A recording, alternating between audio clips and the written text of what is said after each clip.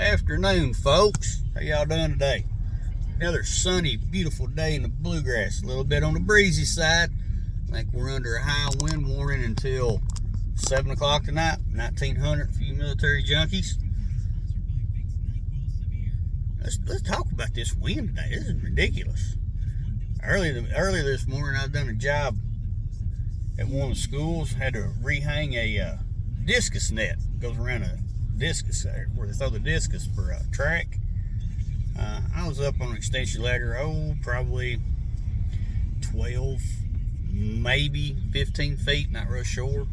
Anyway, it was starting to get kind of breezy up there. I finished up, got the last piece of the net tied off right before the wind started picking up, getting real windy.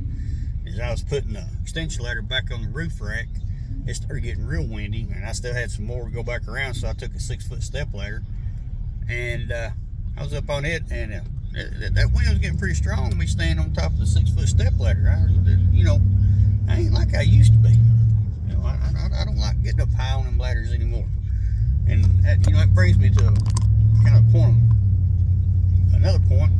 I was scrolling through my Instagram feed this morning, and a meme, GIF, I'm not sure what you young kids call those little video clip things, whatever you call them anyway, come across my feed from one of the construction places, people, whatever, trades, Instagram pages that I follow.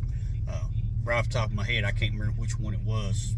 Construction Daily, Construction Friday. Anyway, it was a construction video, and it had a gentleman in the trades. I'm not sure what trade it was. Kind of looked like it might have been an oil rig worker, climbing up a ladder, and the caption under it was working in the trades in your early 30s, and it had the sound effects going. The man was like I said, climbing up the ladder. It looked like he was getting on a trailer, some type of platform maybe, and it had sound effects going. Sound like popcorn popping, snap crackle pop, making it out like his joints was all stiff and popping and cracking and whatnot. And I worked in the trades. I was in the trades for about 15-20 years all total, and different trades, mostly commercial sheet metal work and carpentry.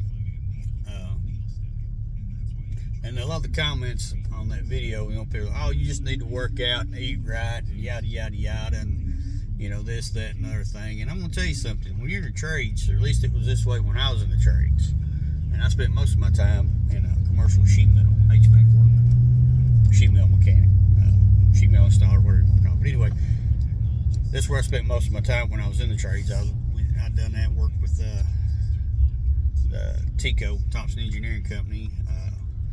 Tim Hellard, shout out to Tim Hellard and Ronnie Brown, two of the other great guys I work with at a different stage in my life. But anyway, let me tell you something. Your job is your workout.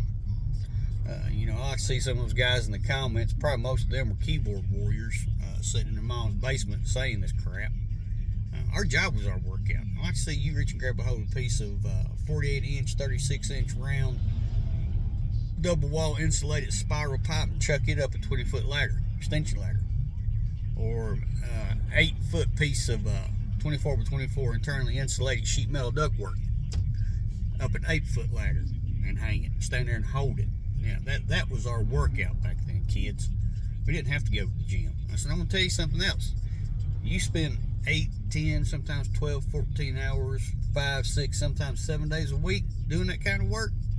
You don't need to go to the gym. You ain't got time to go to the gym. You don't feel like going to the gym.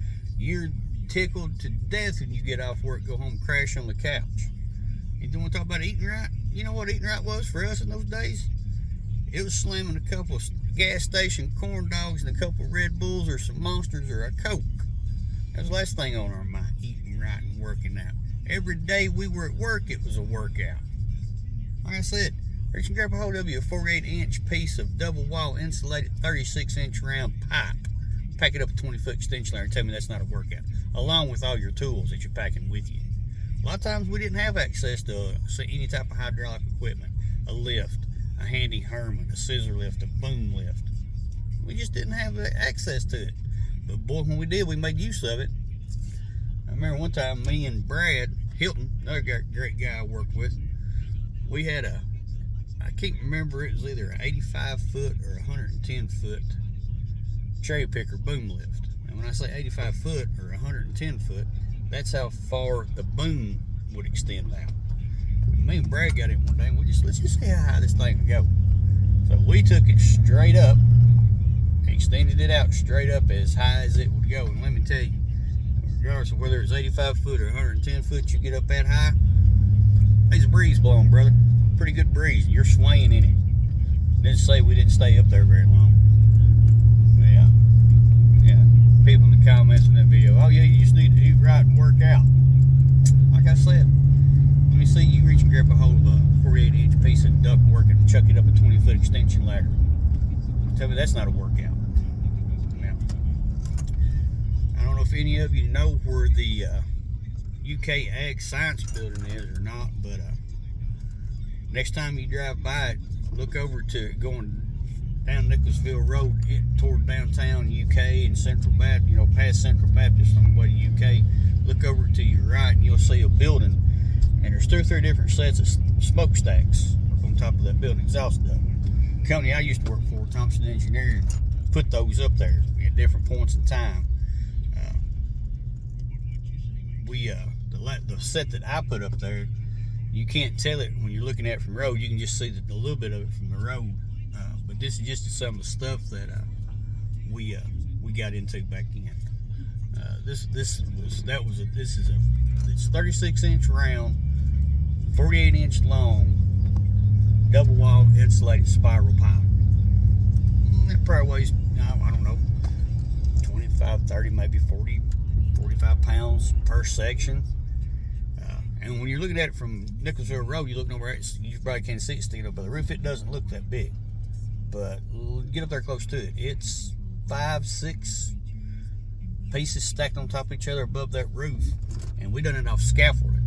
And we had to pack the scaffolding up with us to the roof in the stairwell. That building's like 10 stories, I think. 10 stories, it's over 100 feet for those of you that don't know.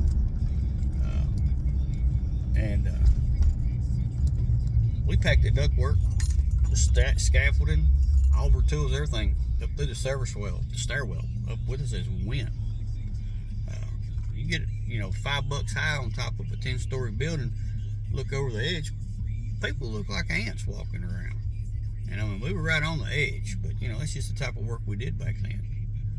A lot of these recreation centers, the one in Georgetown, the one in Versailles, we done another one. I can't remember where it's at right off the top of my head, but all that great big spiral pipe that you see run over top of the swimming pools in those recreation centers, me and Tim and Ronnie and Daryl and Brad and Darren and Terry, we put that in. We put every piece of that pipe in those places. So that's the kind of work we did back then.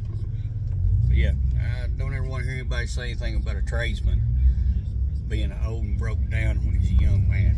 I'm 52. I'll be 53 this year. And the type of work I did back then, that's the reason I'm in the shape I am now. Probably overdid it on a lot of stuff. Probably did a lot of stuff I shouldn't have done. But I have nothing but the utmost respect for people that are still in the trades.